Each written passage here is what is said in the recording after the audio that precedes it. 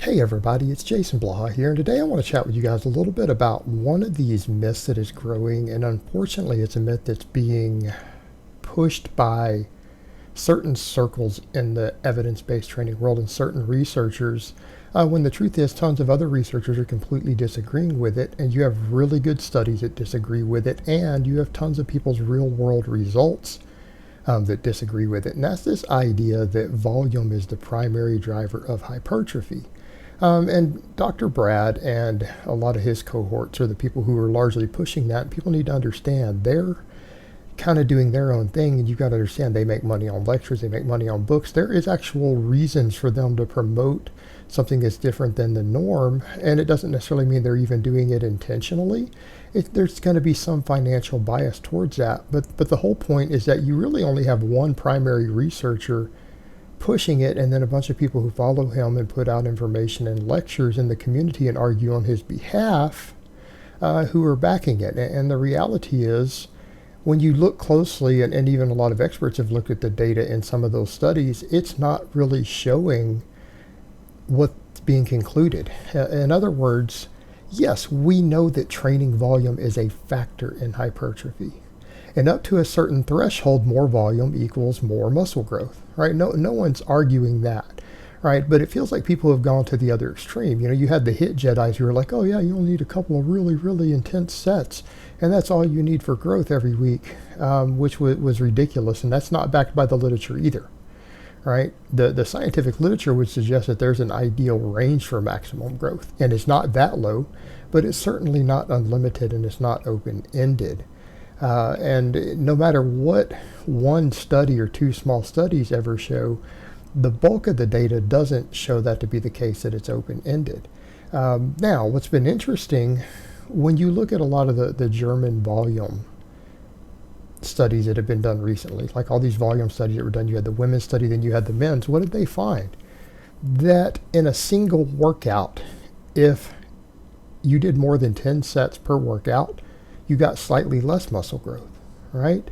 Actual real sets, when we're talking about sets where you're getting within 1 rep of failure, so you're talking about actual quality sets, not just junk volume, but quality sets, you don't see additional muscle growth usually, not always even beyond 5. That in some muscles and in some individuals in those studies, 5 sets elicited maximum muscle growth. 5 sets. Now, we're talking about primary movers. Again, we could always argue that rows, the biceps don't get a full set worth and things like that. I mean, obviously, the triceps maybe get a little less emphasis from a bench press than the chest does. But when we're talking just overall volume, when you start accumulating these things and you try to determine the quality of the sets, that's usually what you find, that 5 really high quality sets produces nearly maximum growth in a session.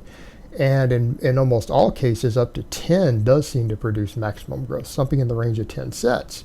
But when you go to 15, you usually get less muscle growth than you get from 5 or 10. And when you go to 20, you get even less muscle growth than you got from 15, if it's done in one training session. And then we see the same thing when it comes to training frequency. More and more data is emerging that's showing that training a muscle more than about twice a week doesn't have many benefits. And a lot of the benefits seem to be that it allows you to get more recoverable volume in. In other words, if you're going beyond around 10 quality sets in a workout, your volume is starting to accumulate in a junk volume, in which any additional training stimulus that you got from it seems to be outshadowed by the short-term recovery trade-off. Because with volume, there has to be a certain amount of recovery that happens from that workout before you start growing. Right? It has to happen before you start growing.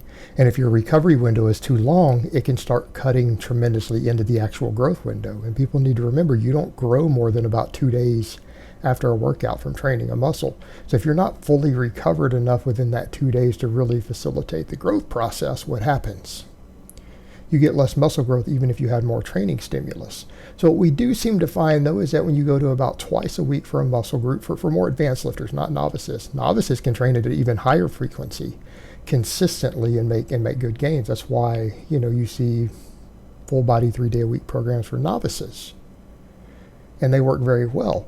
But for more advanced lifters, about twice a week seems to cap it out. And it's only because it seems to increase volume in the sense of the amount of volume that you can recover from.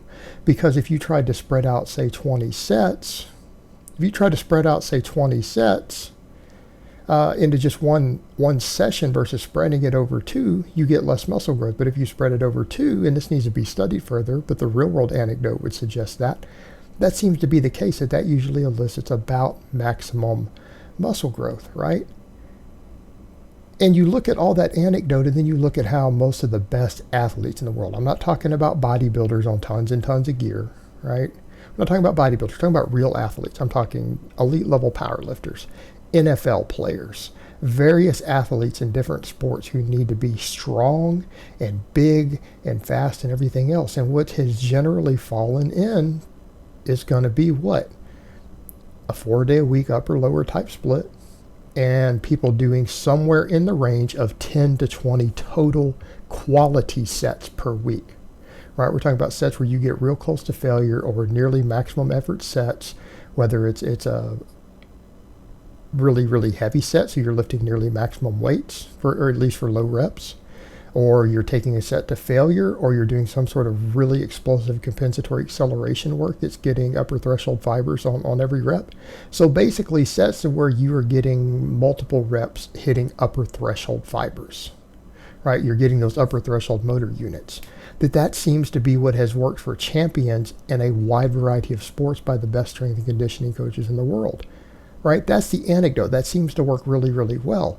Well, the total sum of the evidence would tend to suggest that that's the case, that it's not the training volume alone that's the stimulus, because even lower volumes, 5 sets, in some of those studies, if they were quality sets, actually, if you only train a body part or a movement pattern once a week, produced almost maximum muscle growth. And we know that studies that show 3 or 5 sets always do more than 1, and generally, in most cases, 5 sets produces more muscle growth than 3, right? It's a little bit more.